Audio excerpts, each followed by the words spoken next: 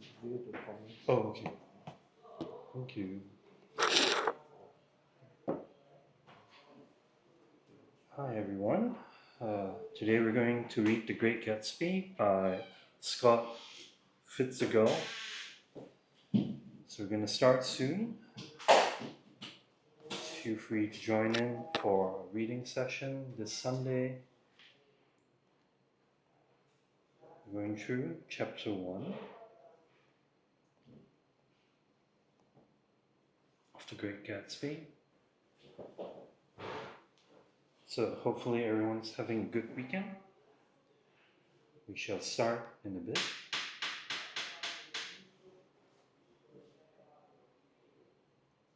So for those of you joining us right now, we will be reading The Great Gatsby for this weekend, starting with chapter 1. In my younger and more vulnerable years, my father gave me some advice that I've been turning over in my mind ever since. Whenever you feel like criticizing anyone, he told me, just remember that all the people in this world haven't had the advantages that you've had. He didn't say any more, but we've always been unusually communicative in a reserved way. And I understood that he meant a great deal more than that.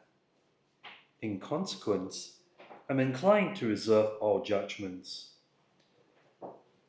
a habit that has opened up many curious natures to me and also made me the victim of not a few veteran bores.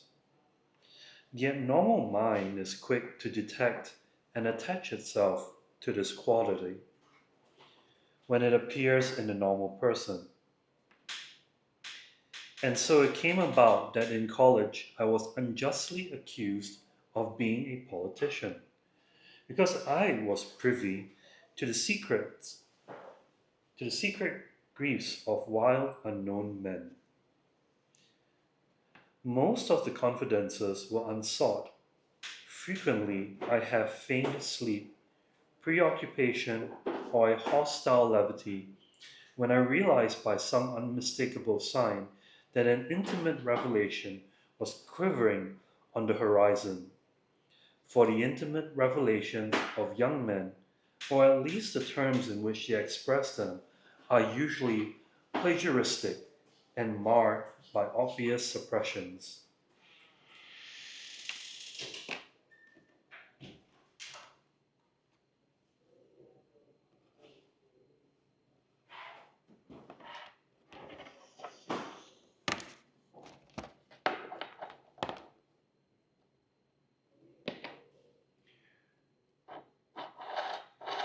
I'm just going to adjust that a little and we will continue our reading. Reserving judgments is a matter of infinite hope.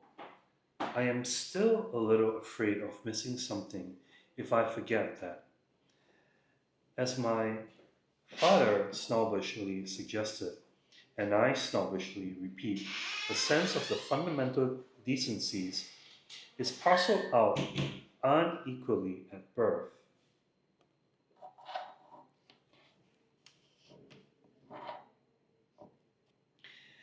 And after boasting this way of my tolerance, I come to the admission that it has a limit. Conduct may be founded on the hard rock or the wet marshes, but after a certain point, I don't care what it's founded on. When I came back from the East last autumn, I felt that I wanted the world to be in the East, to be in uniform, and at least a sort of moral attention forever. I wanted no more riotous excursions with privileged glimpses into the human heart. Only Gatsby, the man who gives his name to this book, was exempt from my reaction. Gatsby, who represented everything for which I have an unaffected scorn. If personality is an unbroken series of successful gestures, then there was something gorgeous about him, some hyphen sensitivity to the promises of life, as if he were related to one of those intricate machines that register earthquakes 10,000 miles away. This responsiveness had nothing to do with that flabby impressional ability, which is dignified under the name of the creative temperament. It was an extraordinary gift of hope, a romantic readiness such as I have never found in any other person, and which it is not likely I shall ever find again. No, Gatsby turned out all right at the end. It is what preyed on Gatsby, what foul dust floated in the wake of his dreams, that temporarily closed out my interest in the abortive sorrows and short winded elations of men. Now we just pause there for a moment. Today we are reading The Great Gatsby. We are starting from chapter 1. So if you are joining with us live right now, we can read along together and see what's in this book. Hope you are all enjoying a good weekend so far. We've only just started, so don't worry too much. In case you've missed out anything, you aren't missing much at the moment. We are now at chapter 1 and moving on. My family have been prominent, well-to-do people in this middle western city for 3 generations. The Carraways are something of a clan, and we have a tradition that we're descended from the Dukes of Buccleuch. But the actual founder of my line was my grandfather's brother, who came here in 51, sent a substitute to the Civil War, and started the wholesale hardware business that my father carries on today.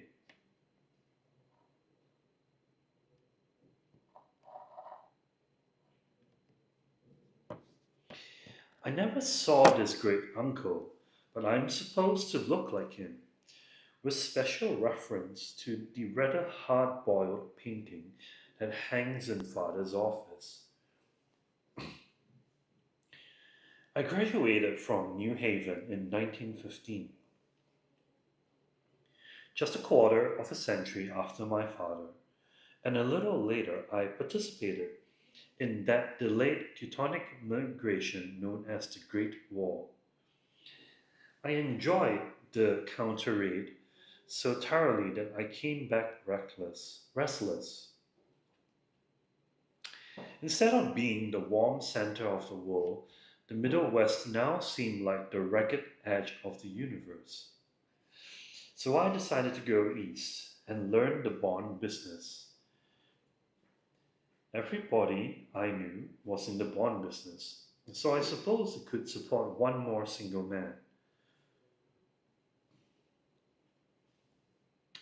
All my aunts and uncles talked it over as if they were choosing a prep school for me, and finally said, "Why, yes," with very grave, hesitant faces. Father agreed to finance me for a year, and after various delays, I came east. Permanently, I thought, in the spring of 22.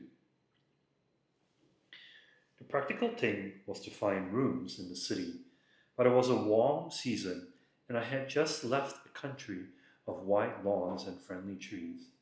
So when a young man at the office suggested that we take a house together in a commuting town, it sounded like a great idea. He found a house, a weather-beaten cardboard bungalow at 80 a month, and at the last minute, the firm ordered him to Washington, and I went out of the country alone.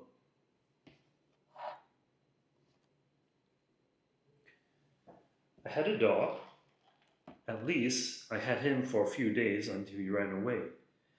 And an old Dodge and a Finnish woman who made my bed and cooked breakfast and muttered Finnish wisdom to herself over the electric stove. It was lonely for a day or so until one morning some man, more recently arrived than I, stopped me on the road. How do you get to West Egg Village? He asked helplessly. I told him, and as I walked on, I was lonely no longer. I was a guide, a pathfinder, an original settler.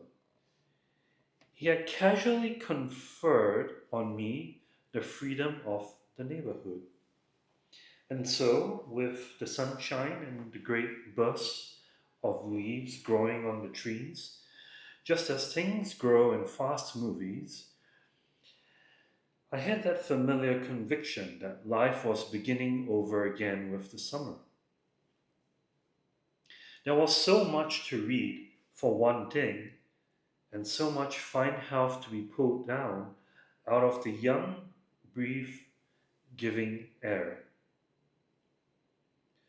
I taught a dozen volumes on banking and credit and investment securities, and they stood on my shelf in red and gold like new money from the mint, promising to unfold the shining secrets that only Midas and Morgan and Maecenas knew. And I had the high intention of reading many other books besides. I was rather literary in college. One year I wrote a series of very solemn and obvious editorials for the Yale News. And now I was going to bring back all such things into my life and become again that most limited of all specialists, the well rounded man. This isn't just an epigram. Life is much more successfully looked at from a single window after all.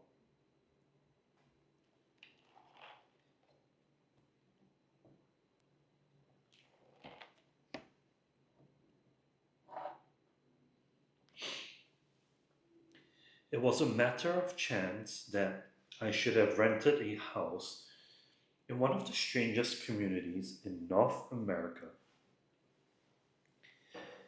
It was on that slender, riotous island which extends itself due east of New York, and where there are, among other natural curiosities, two unusual formations of land. 20 miles from the city, a pair of enormous eggs, identical in contour and separated only by a courtesy bay, jut out into the most domesticated body of salt water in the Western Hemisphere, the Great Wet Barnyard of Long Island Sound. They are not perfect ovals, like the egg in the Columbus story. They are both crushed flat at the contact end, but their physical appearance, but their physical resemblance must be a source of perpetual confusion to the gulls that fly overhead. To the wingless, a more arresting phenomenon is their dissimilarity in every particular except shape and size. I lived at West Egg, the, well, the less fashionable of the two, though this is a most superficial tag to express the bizarre and not a little sinister contrast between them. My house was at the very tip of the egg, only 50 yards from the sound, and squeezed between two huge places that rented for 12 or 15,000 a season. The one on my right was a colossal affair by any standard. It was a factual imitation of some Hotel de Ville in Normandy, with a tower on one side, spanking new under a thin beard of raw ivy, and a marble swimming pool, and more than 40 acres of lawn and garden. It was Gatsby's mansion, or rather, as I didn't know Mr. Gatsby, it was a mansion inhabited by a gentleman of that name. My own house was an eyesore, but it was a small eyesore and had been overlooked. So I had a view of the water, a partial view of my neighbor's lawn, and the consoling proximity of millionaires, all for $80 a month.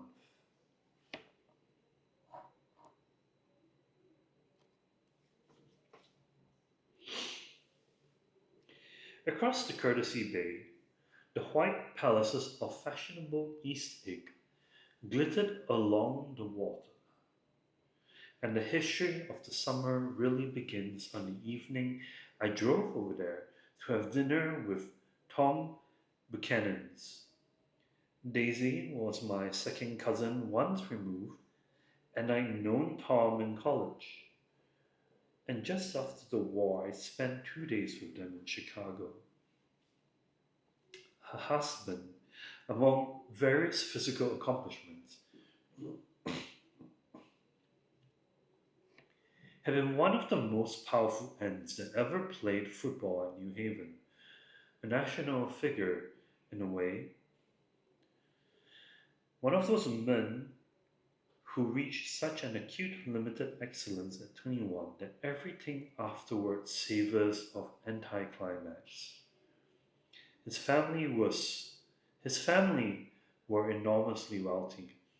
Even in college, his freedom with money was a matter of for reproach. But now he left Chicago and come east in a fashion that rather took your breath away. For instance, he brought down a string of polo ponies from Lake Forest. It was hard to realize that a man in my own generation was wealthy enough to do that. Why why they came east, I don't know. He had spent a year in France for no particular reason, and then drifted here and there unrestfully wherever people played polo and were rich together. This was a permanent move, said Daisy over the telephone. But I didn't believe it. I had no sight into Daisy's heart, but I felt that Tom would drift on forever, seeking a little wistfully for the dramatic turbulence of some irrecoverable football game.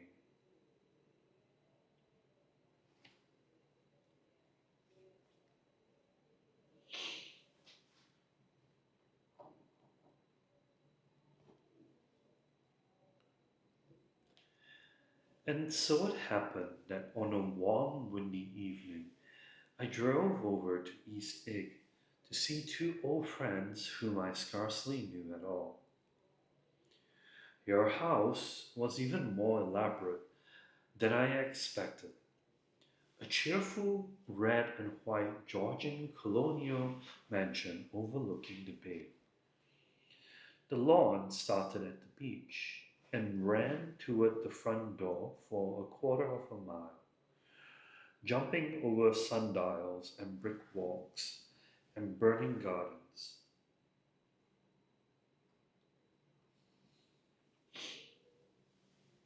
Finally, when it reached the house, drifting up the side in bright vines, as though from the momentum of its run.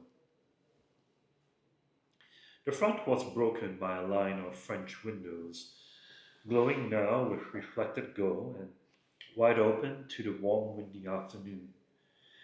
And Tom Buchanan, in riding clothes, was standing with his legs apart on the front porch.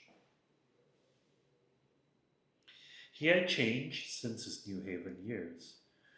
Now he was a sturdy, straw-haired man of 30, with a rather hard mouth and a supercilious manner. Two shining, arrogant eyes had established dominance over his face and gave him the appearance of always leaning aggressively forward. Not even the effeminate swank of his riding clothes could hide the enormous power of that body. It seemed to fill those glistening boots until he strained the top lacing, and you could see a great pack of muscle shifting when his shoulder moved under his thin coat.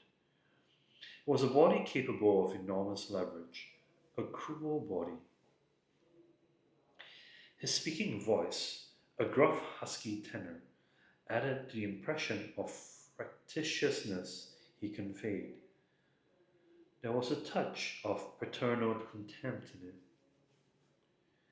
even toward people he liked. And there were men at New Haven who had hated his guts. Now, don't think my opinion on these matters is final. He seemed to say, just because I'm stronger and more of a man than you are. We were in the same senior society, and while we were never intimate, I always had the impression that he approved of me and wanted me to like him with some harsh, defiant wistfulness of his own.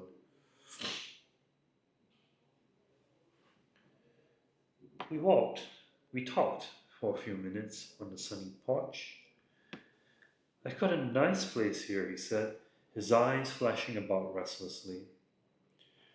Turning me around by one arm, he moved on a broad, flat hand along the front vista, including in its sweep a sunken Italian garden, a half acre of deep pungent roses, and a snub-nosed motorboat that bumped the tide offshore. It belonged to Demain the oilman. He turned me around again, politely and abruptly. We'll go inside. We walked through a high hallway into a bright rosy colored space, fragilely bound into the house by French windows at either end.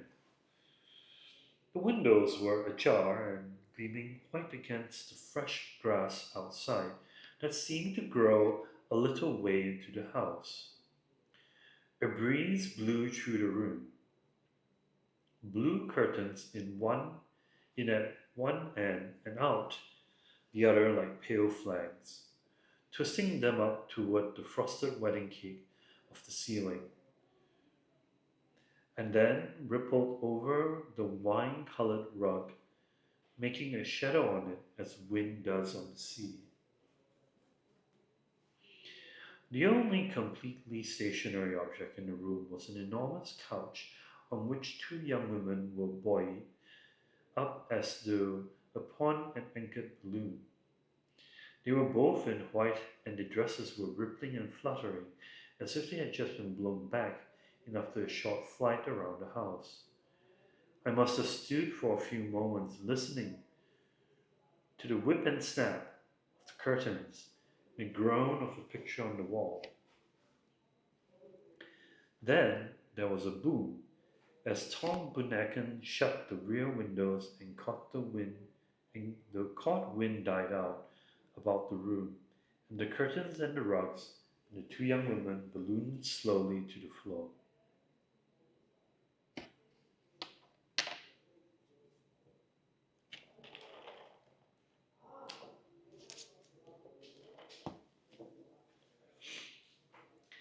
The younger of the two was a stranger to me.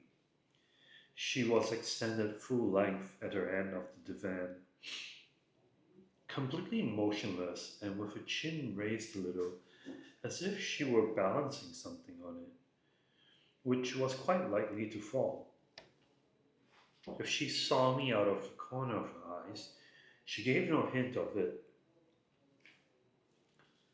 Indeed, I was almost surprised into murmuring an apology for having disturbed her by coming in. The other girl, Daisy, made an attempt to rise.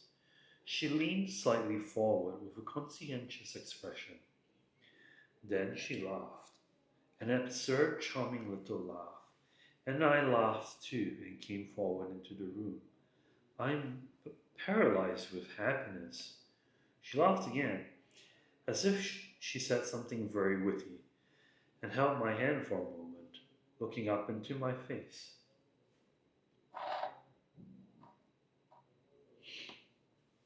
Promising that there was no one in the world she so much wanted to see. There was a way she had. She hinted in a murmur that the surname of the bouncing girl was Baker. I've heard it said that Daisy's murmur was only to make people lean toward her, an irrelevant criticism that made it no less charming. At any rate, Miss Baker's lips fluttered. She nodded at me almost imperceptibly and then quickly tipped her head back again. The object she was balancing had obviously tottered a little and given her something of a fright.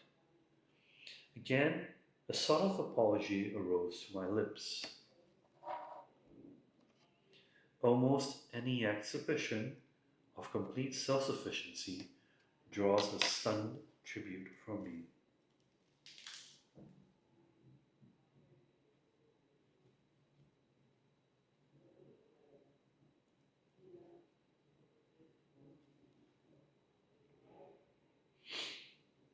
I looked back at my cousin, who began to ask me questions in her low, trilling voice. It was the kind of voice that the year follows up and down, as if each speech is an arrangement of notes that will never be played again. Her face was sad and lovely, with bright things in it, bright eyes and a bright, passionate mouth. But there was an excitement in her voice that men who had cared for her found difficult to forget. A singing compulsion,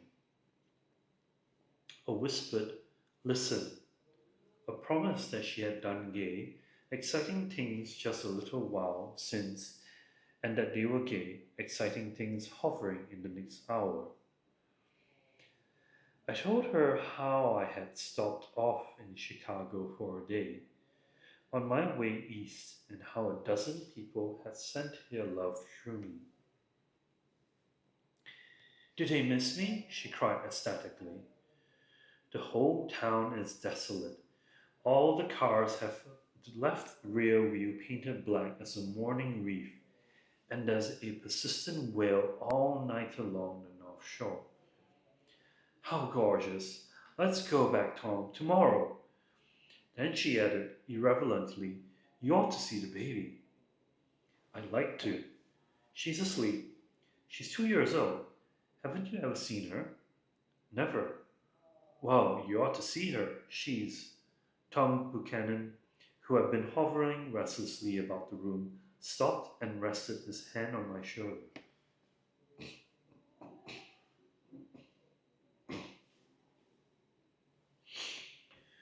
What are you doing, Nick? I'm a born man. With who? Who with? I told him. Never heard of them, he remarked decisively. This annoyed me. You will, I answered shortly. You will if you stay in the East. Oh, I'll stay in the East, don't you worry, he said, glancing at Daisy and then back at me, as if he were alert for something more. I'd be a goddamn fool to live anywhere else. At this point, Miss Baker said absolutely, with such suddenness that I started. It was the first word she uttered since I came into the room. Evidently, it surprised her as much as it did me.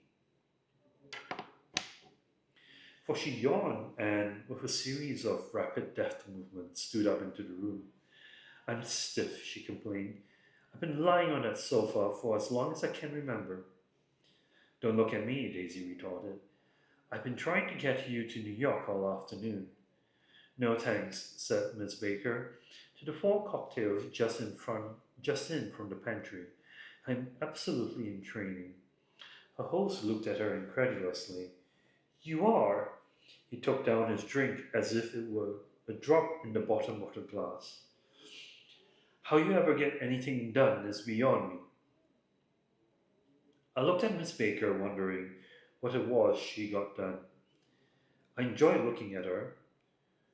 She was a slender, small breasted girl with an erect carriage which she accentuated by throwing her body backward at the shoulders like a young cadet.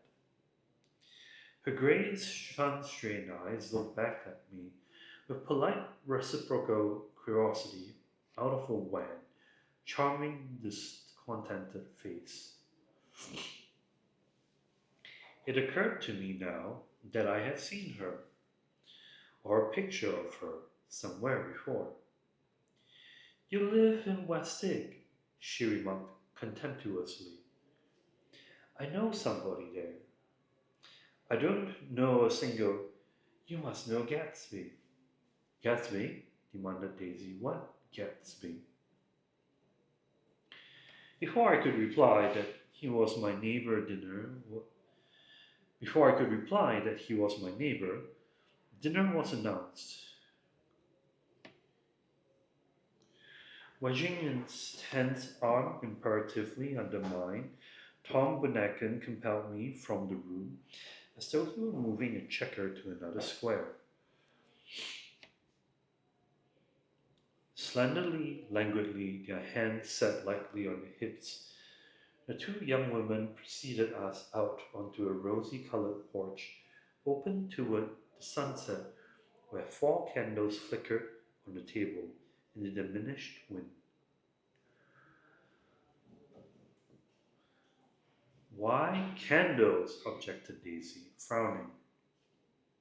She snapped them out of her with her fingers. In 2 weeks, it will be the longest day in the year.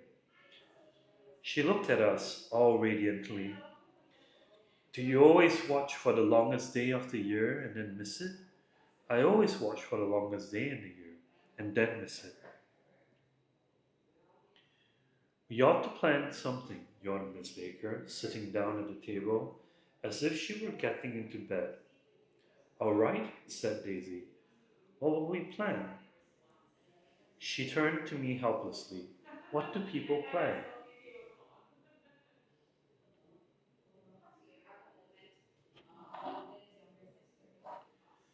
Before I could answer, her eyes fastened with an odd expression on the little finger.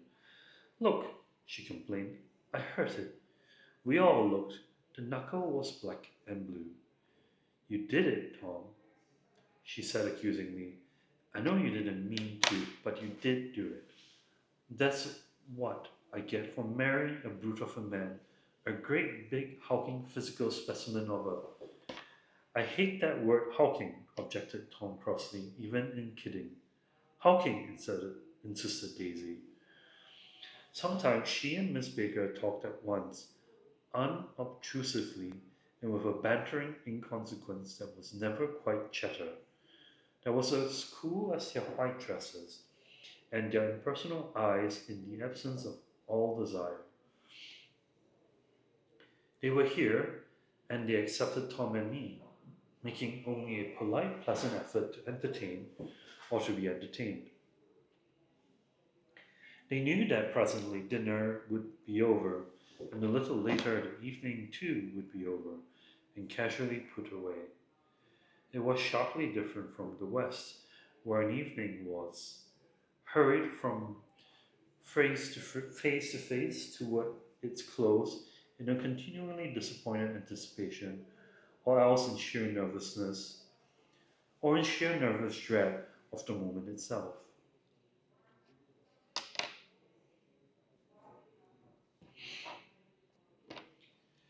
You make me feel uncivilized, Daisy. I confessed on my second glass of corky, but rather impressive claret. Can't you talk about crops or something? I meant nothing in particular by this remark, but it was taken up in an unexpected way. Civilization's going to pieces, broke out Tom violently.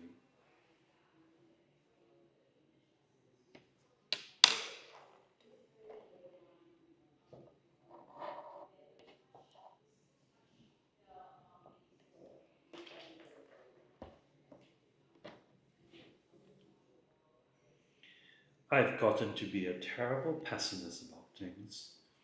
Have you read The Rise of the Colored Empires by this Ming Godard? I know, I answered, rather surprised by his tone. Well, it's a fine book, and everybody ought to read it. The idea is if we don't look out, the white race will be utterly submerged. It's all scientific stuff. It's been proved.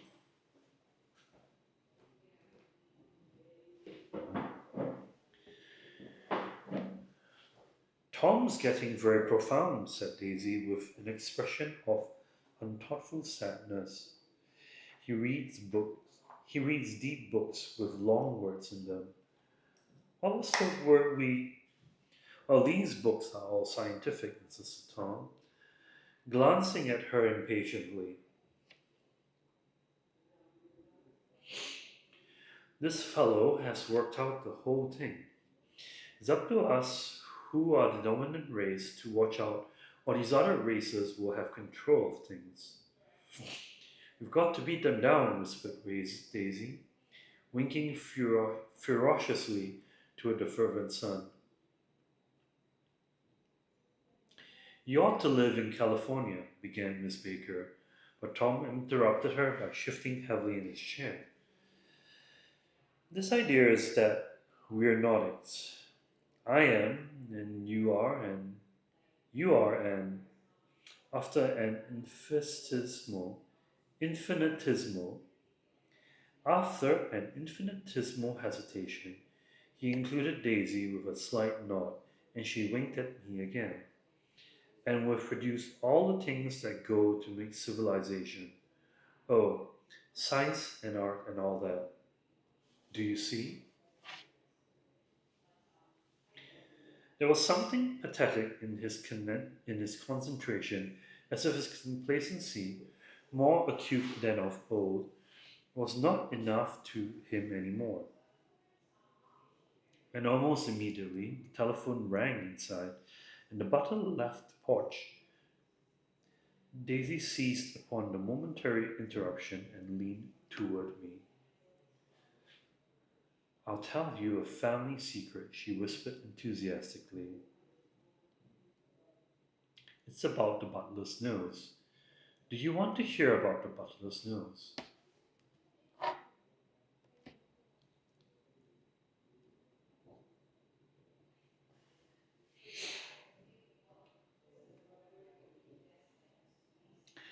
That's why I came over tonight.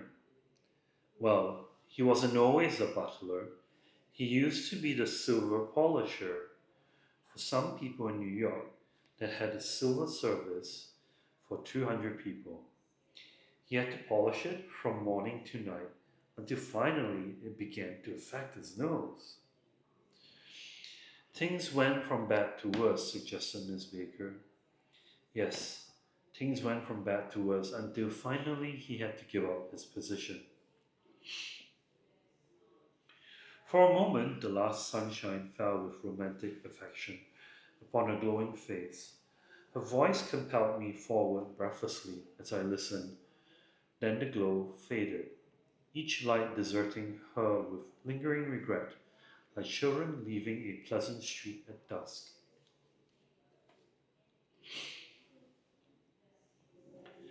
The butler came back and murmured something close to Tom's ear, whereupon Tom frowned, pushed back his chair, and without a word went inside.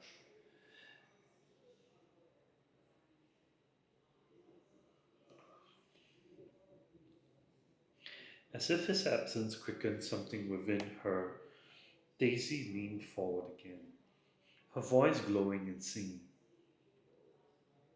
I love to see you at my table, Nick. You remind me of a rose, an absolute rose, doesn't he? She turned to Miss Baker for confirmation. An absolute rose? This was untrue. I am not even faintly like a rose. She was only extemporizing, but with a stirring warmth flowed from her as if her heart was trying to come out to you, concealed in one of those breathless, trilling words. Then suddenly she threw her napkin on the table and excused herself and went into the house.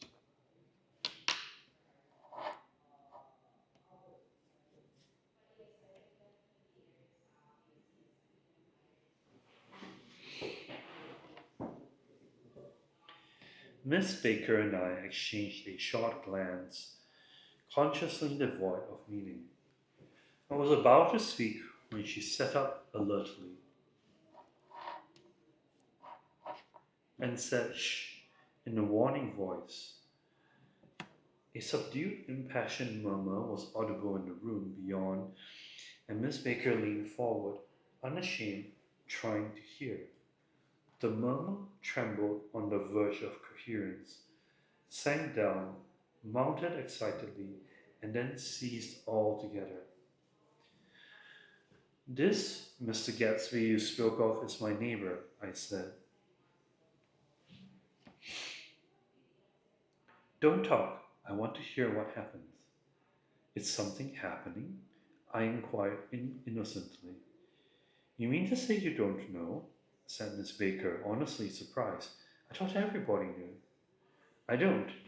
Why? She said hesitantly. Tom's got some woman in New York. Got some woman? I repeated blankly. Miss Baker nodded. She might have the decency not to telephone him at dinner time, don't you think? Almost before I grasped her meaning, there was the flutter of her dress and the crunch of leather boots, and Tom and Daisy were back at the table. It couldn't be helped, cried Daisy with tense gaiety. She sat down, glanced searchingly at Miss Baker, and then at me and continued. I looked outdoors for a minute, and it's very romantic outdoors.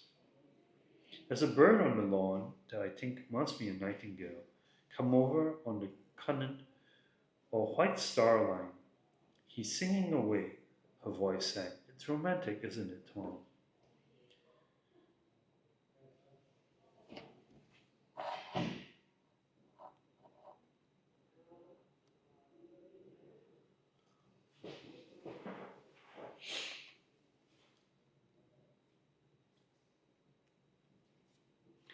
Very romantic, he said, and then miserably to me, if it's light enough after dinner, I want to take you down to the stables.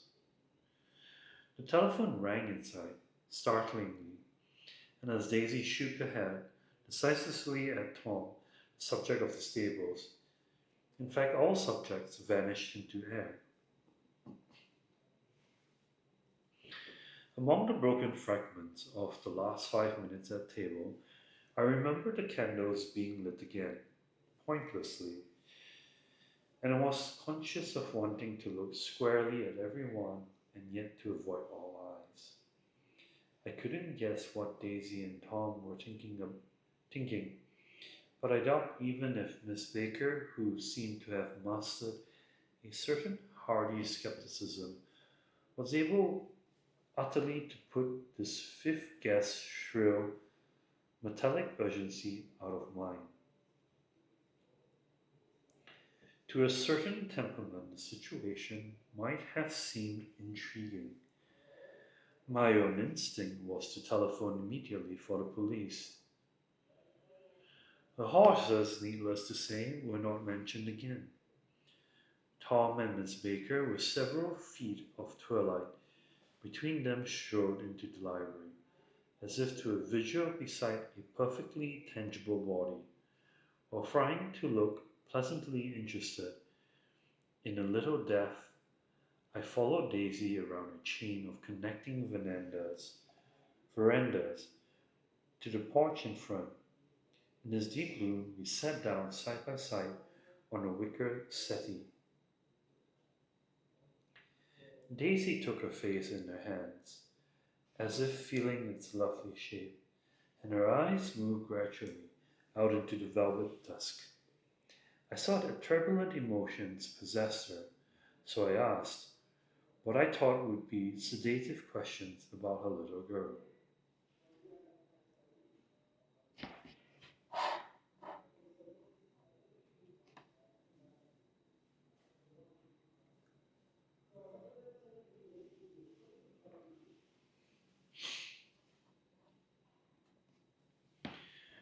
We don't know each other very well, Nick, she said suddenly. Even if we are cousins, you didn't come to my wedding. I wasn't back from the war. That's true, she hesitated. Well, I've had a very bad time, Nick, and I'm pretty cynical about everything. Evidently, she had reason to be. I waited, but she didn't say any more. And after a moment, I returned rather feebly to the subject of her daughter. I suppose she talks and eats and everything. Oh, yes, she looked at me absently. Listen, Nick, let me tell you what I said when she was born. Would you like to hear? Very much. It will show you how I've gotten to feel about things.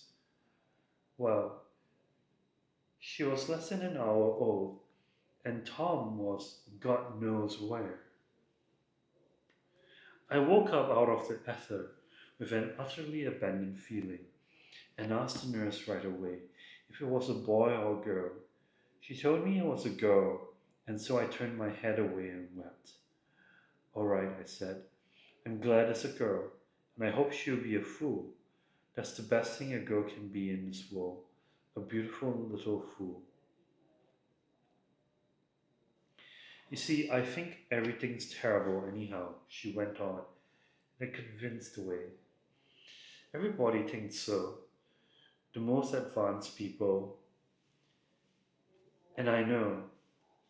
I've been everywhere and seen everything and done everything. Her eyes flashed around in a defiant way, rather like Tom's, and she laughed with thrilling scorn. Sophisticated? God, I'm sophisticated. The instant her voice broke off, ceasing to compel my attention.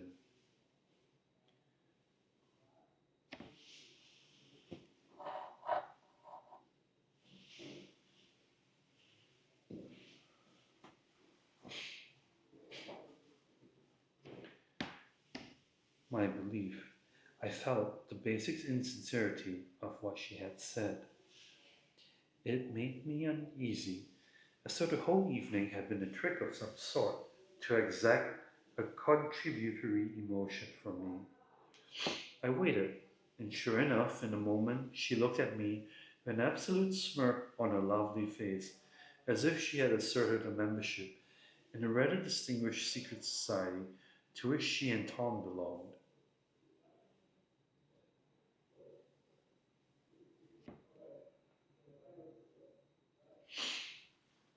Inside, the crimson room bloomed with light. Tom and Miss Baker sat at either end of the long couch, and she read aloud to him from the Saturday Evening Post. The words murmurous and uninflected, running together in a soothing tune.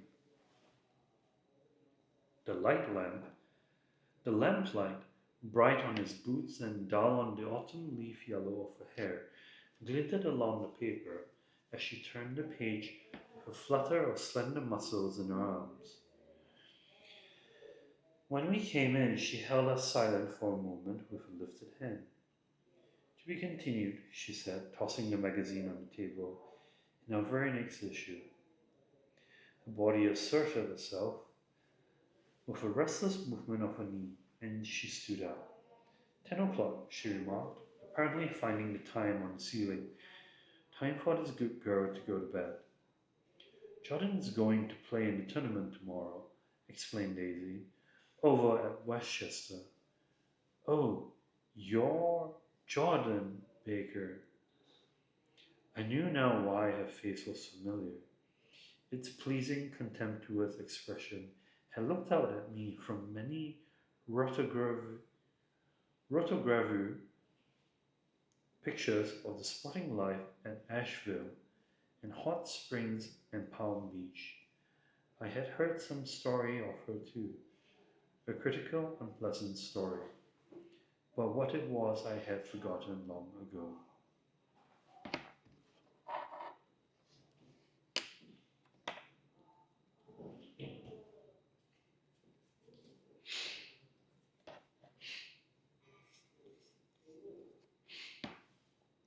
Good night, she said softly. Wake me at 8, won't you? If you get up. I will. Good night, Mr. Carrory. See you anon. Of course you will, confirmed Daisy. In fact, I think I'll arrange marriage. Come over often, Nick. I'll sort of, fling you together. You know, lock you up accidentally in linen closets and push you out to sea in a boat, and all that sort of thing. Good night, called Miss Baker from the stairs. I haven't heard a word. She's a nice girl, said Tom after a moment. They oughtn't to let her run around the country this way. Who oughtn't to? Inquired Daisy coldly. A family. A family is one aunt about 1,000 years old. Besides, Nick's going to look after her. Aren't you, Nick? She's going to spend lots of weekends out here in the summer. I think the home influence will be very good for her. Daisy and Tom looked at each other for a moment in silence. Is she from New York? I asked quickly. From Louisville. Our white girlhood was passed together there. Our beautiful white. Did you give Nick a little heart to heart talk on the veranda? Demanded Tom suddenly. Did I? She looked at me. I can't seem to remember, but I think we talked about the Nordic race. Yes, I'm sure we did. It sort of crept up on us, and the first thing you know, don't believe everything you hear, Nick, he advised me. I said lightly that I had heard nothing at all, and a few minutes later I got up to go home. He came to the door with me, stood side by side in a cheerful square of light. As I started my motor, Daisy peremptorily called, Wait! I've got to ask you something, and it's important. We heard you were engaged to a girl out west. That's right, corroborated Tom kindly. We heard that you were engaged. It's libel. I'm too poor. But we heard it, insisted Daisy, surprising me by opening up again in a flower-like way. We heard it from 3 people, so it must be true.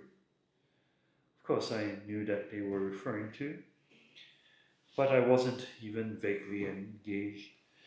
The fact that Gossip had published the banns was one of the reasons I had come east.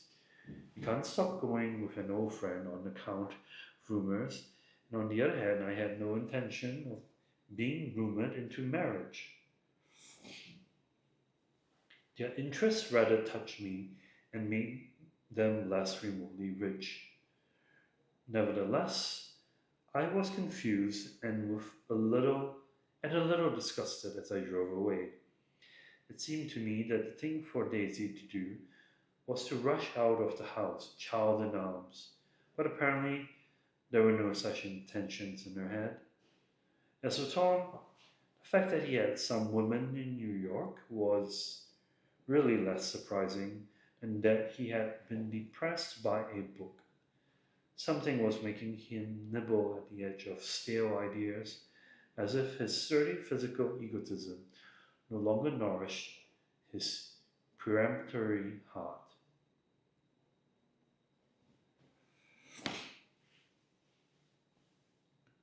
Already it was deep summer on roadhouse roofs and in front of wayside garages, when new red gas pumps set out in pools of light.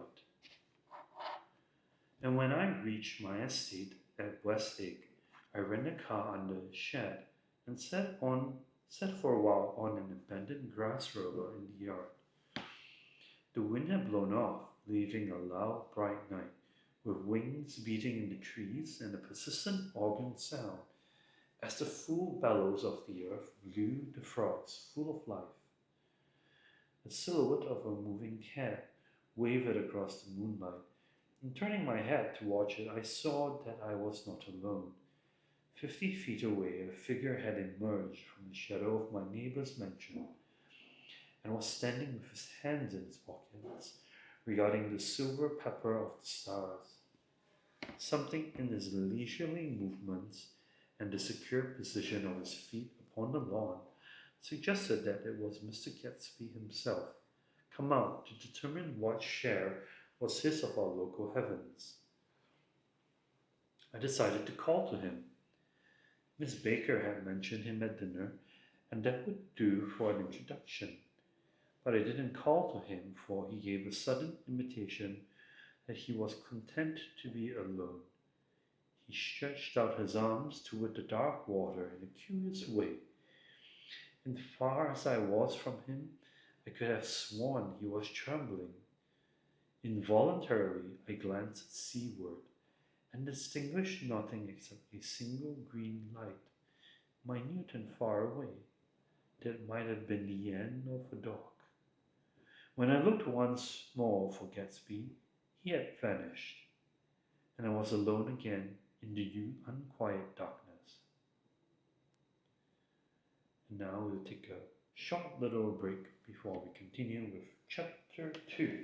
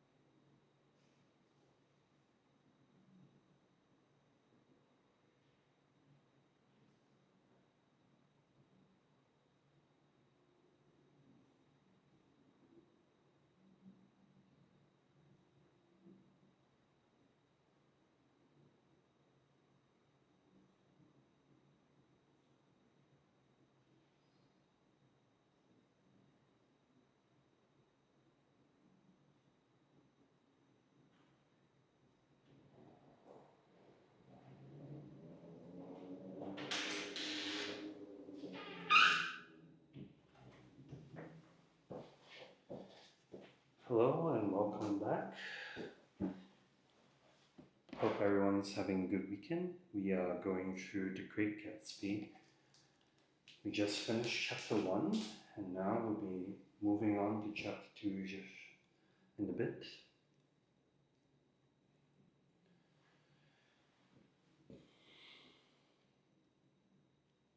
And now for The Great Gatsby, chapter 2.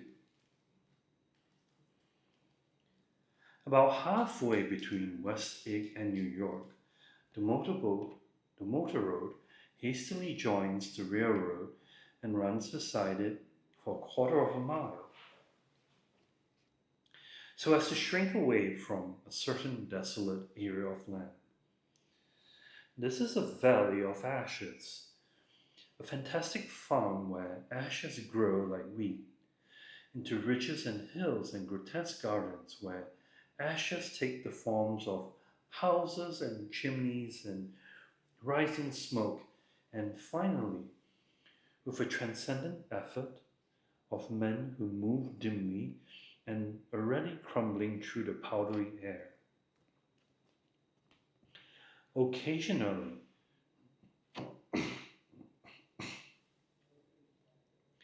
occasionally, a line of grey cars crawls along an invisible track, gives out a ghastly creak, and comes to rest. And immediately the ash grey men swarm up with laden space and stir up an impenetrable cloud, which screens the obscure operations from the sight. But above the grey land and the spasms of bleak dust which drift endlessly over it, you perceive after a moment the eyes of Dr. T. J. Ecclebird. The eyes of Dr. T. J. Ecclebird are blue and gigantic. The retinas are 1 yard high. They look out of no face, but instead form a pair of enormous yellow spectacles which pass over a non existent nose.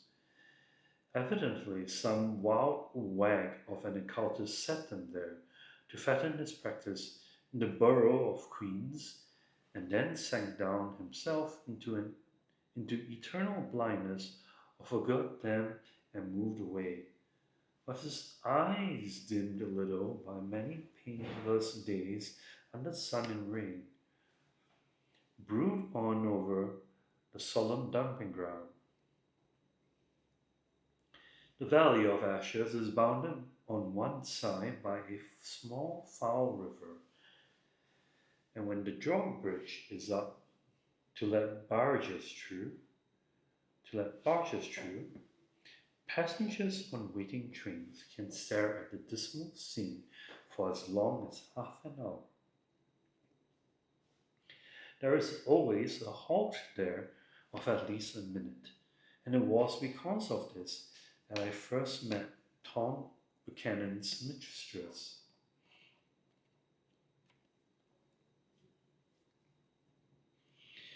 The fact that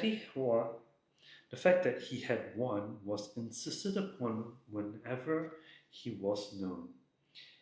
His acquaintances resented the fact that he turned up in popular restaurants with her, leaving her at a table, sauntered about, chatting with whomsoever he knew. Though I was curious to see her, I had no desire to meet her, but I did. I went out to New York with Tom on the train one afternoon, and when we stopped by the ash heaps, he jumped to his feet and, taking hold of my elbow, literally forced me from the car.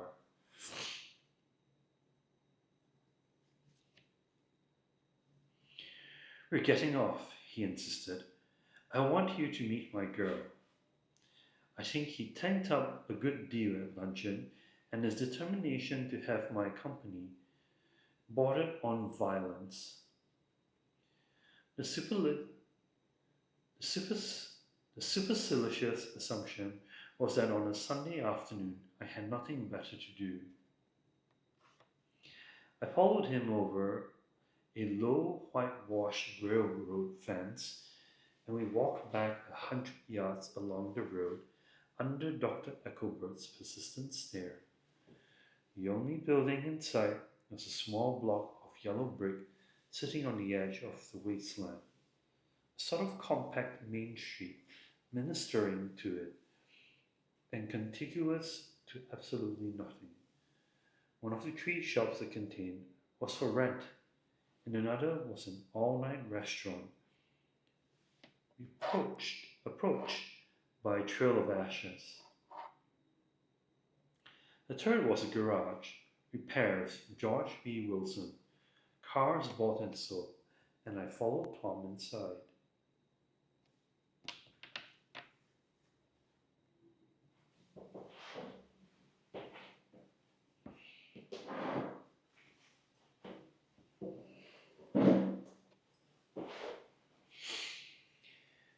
The interior was unprosperous and bare. The only car visible was the dust-covered wreck of a Ford, which crouched in a dim corner. It had occurred to me that the shadow of a garage must be a blind and that sumptuous and romantic apartments were concealed.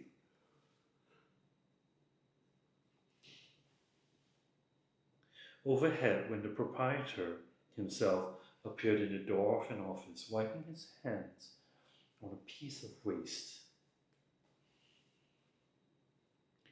He was a blond, spiritless man, anemic and faintly handsome. When he saw us, a damp gleam of hope sprang into his light blue eyes. "Hello, Wilson, old man," said Tom, slapping him jovially on the shoulder. "How's business?" "I can't complain," answered Wilson unconvincingly. "When are you going to sell me that car?" "Next week. I've got my man working on it now." "Works pretty slow, don't he?" "No, he doesn't," said Tom coolly. "And if you feel that way about it, maybe I'd better sell it somewhere else after all." "I don't mean that," explained Wilson quickly. "I just meant—" His voice faded off, and Tom glanced impatiently around the garage. Then I heard footsteps on the stairs. In a moment, the thickish figure of a woman blocked out the light from the office door. She was in the middle thirties and faintly stout. She carried her surplus flesh sensuously as some women can. Her face, above a spotted dress of dark blue crepe de chine, contained no faucet or gleam of beauty, but there was an immediately perceptible vitality about her, as if the nerves of her body were continually smoldering. She smiled slowly, and walking through her husband as if he were a ghost, shook hands with Tom, looking him flush in the eye.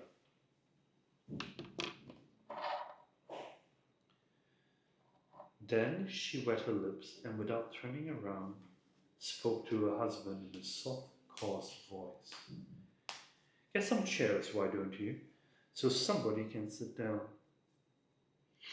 "Oh, sure," agreed Wilson hurriedly and went toward the little office, mingling immediately with the cement color of the walls. A white ashen dust veiled his dark suit and his pale hair as it veiled everything in the vicinity, except his wife, who moved close to Tom. "I want to see you," said Tom intently. "Get on the next train." "All right. I'll meet you by the newsstand on the lower level." She nodded and moved away from him just as George Wilson emerged with two chairs from his office door. We waited for her down the road and out of sight. It was a few days before the 4th of July, and a gray, scrawny Italian child was setting torpedoes in a row along the railroad track. "Terrible place, isn't it?" said Tom, exchanging a frown with Dr. Ethelbert. "Awful. It does her good to get away. Doesn't her husband object?" "Wilson? He thinks she goes to see her sister in New York. He's so dumb he doesn't know he's alive."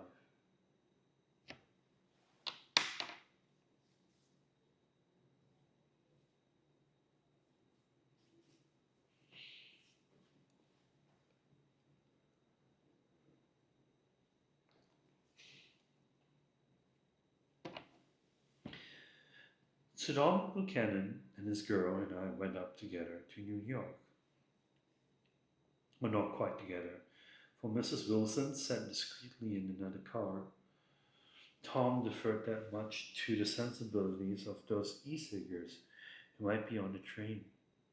She had changed her dress to a brown-figured muslin with stretched tight over her rather white hips, as Tom helped her to the platform in New York.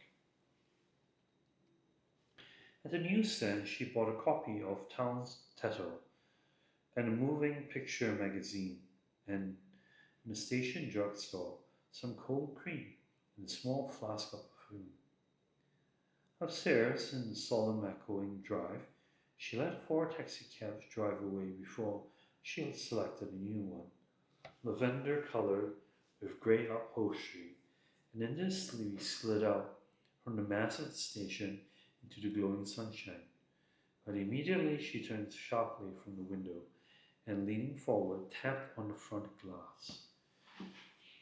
I want to get one of those dogs, she said earnestly. I want to get one for the apartment. Too nice to have a dog. We backed up to we backed up to a grey old man who bore an absurd resemblance to John D. Rockefeller. In a basket swung from his neck cowered a dozen very recent puppies of an indeterminate breed. What kind are they? Asked Mrs. Wilson eagerly as he came to the taxi window. All kinds. What kind do you want, lady? I'd like to get one of those police dogs. I don't suppose you got that kind.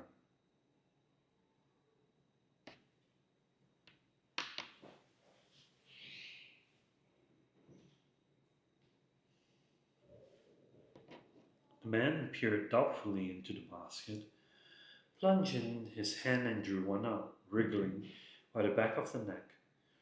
That's no police dog, said Tom. No, it's not exactly a police dog, said the man with disappointment in his voice. It's more of an Airedale. He passed his hand over the brown wash rag of the back. Look at that coat, some coat.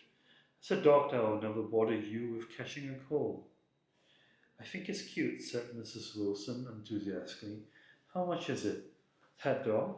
He looked at it admiringly. That dog will cost you $10. The Airedale? Undoubtedly. There was an Airedale concerned in it somewhere, though his feet were startlingly white. Changed hands and settled down into Mrs. Wilson's lap, where she fondled the weatherproof coat with rapture. Is it a boy or a girl? She asked delicately. That dog? That dog's a boy. It's a bitch, said Tom decisively. Here's your money. Go and buy 10 more dogs with it. We drove over to Fifth Avenue, so warm and soft, almost pastoral, on the summer Sunday afternoon, that I couldn't have been surprised to see a great flock of white sheep turn the corner. Hold on, I said. I have to leave you here. No, you don't, interposed Tom quickly. Myrtle will be hurt if you don't come up to the apartment, won't you, Myrtle?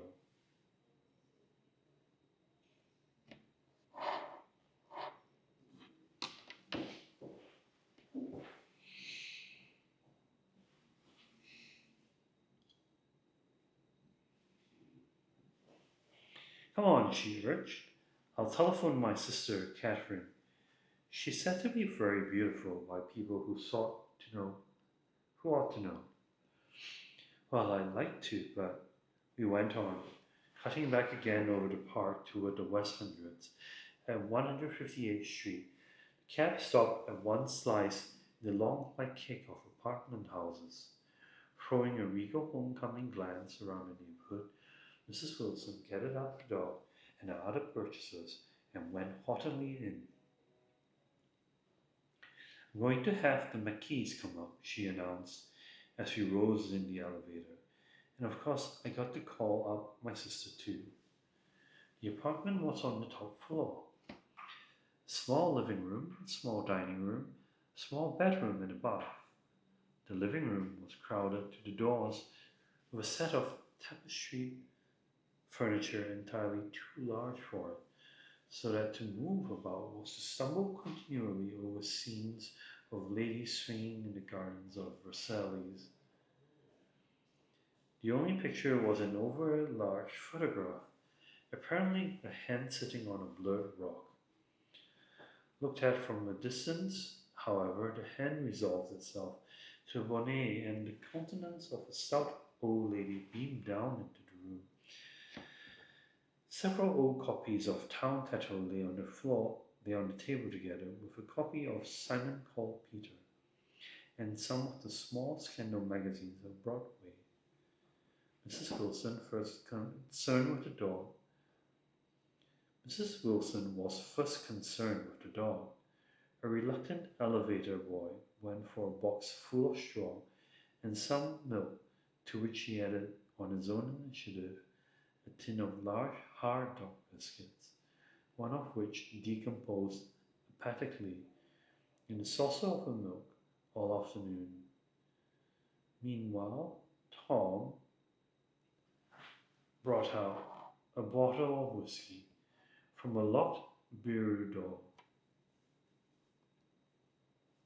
I had been drunk just twice in my life, and the second time was that afternoon, so everything that happened has a dim, hazy cast over it. Although until after 8 o'clock, the apartment was full of cheerful sun. Sitting on Tom's lap, Mrs. Wilson called up several people on the telephone. Then there was no cigarettes, and I went out to buy some at the drugstore on the corner. When I came back, they had disappeared, so I sat down discreetly in the living room and read a chapter of Simon Called Peter. Either it was terrible stuff or the whiskey distorted things because it didn't make any sense to me. Just as Tom and Myrtle, and after the drinks, just as Tom and Myrtle, after the first drink, Mrs. Wilson and I called each other out by our first names.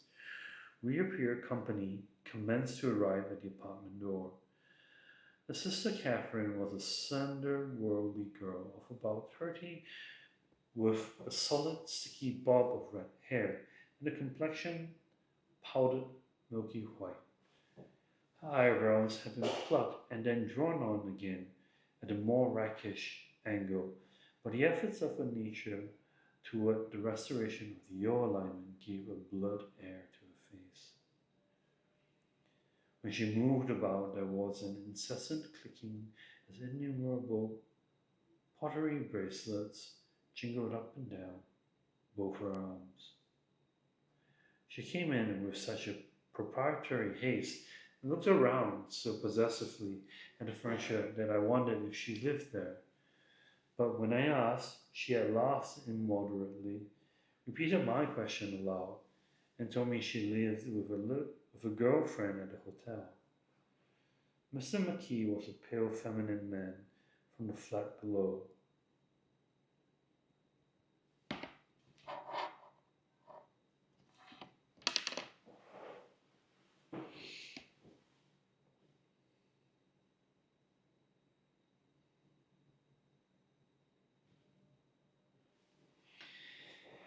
He had just shaved, for there was a white spot of lather on his cheekbone, and he was most respectful in his greeting to everyone in the room.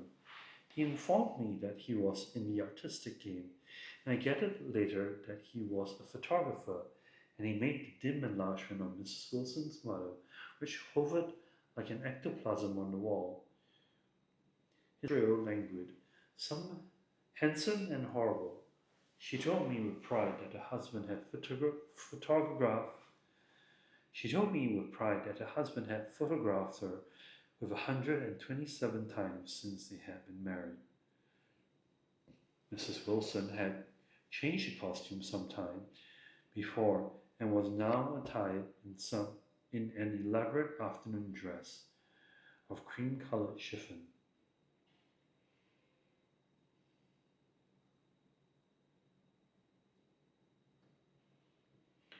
Which gave out a continual rustle as she swept about the room.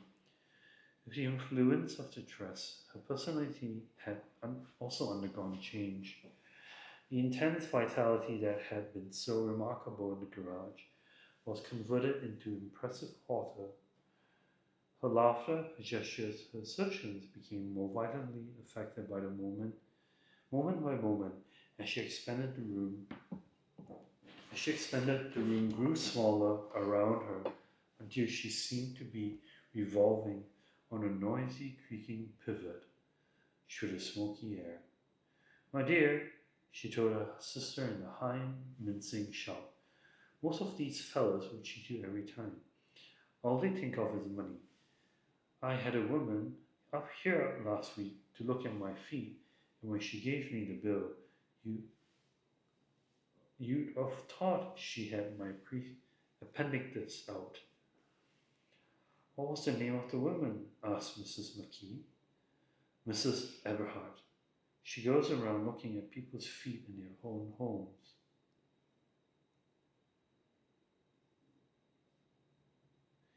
I like your dress, remarked Mrs. McKee. I think it's adorable. Mrs. Wilson rejected the compliment by raising her eyebrow in disdain. It's just a crazy old thing, she said. I just slip it on sometimes when I don't care what I look like. But it looks wonderful on you, if you know what I mean, pursued Mrs. McKee. If Chester could only get you in that pose, I think he could make something of it.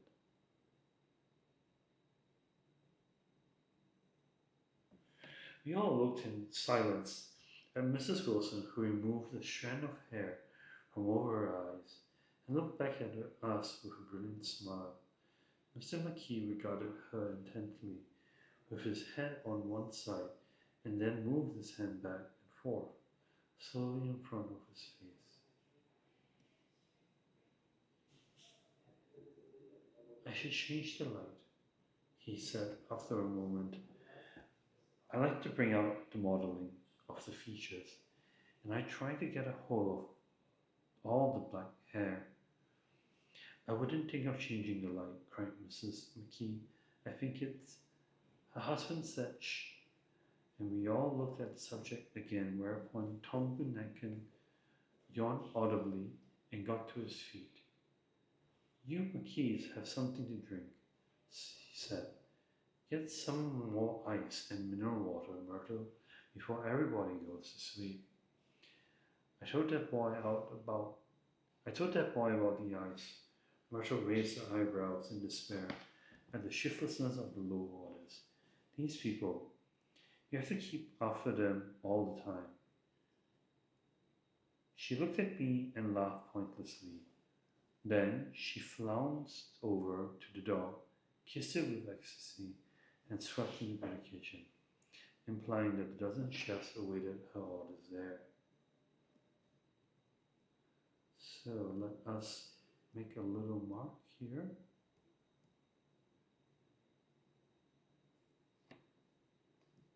And we shall now stop at page 36. Thank you everyone for joining us this weekend for reading of The Great Gatsby. We'll see you again some other time.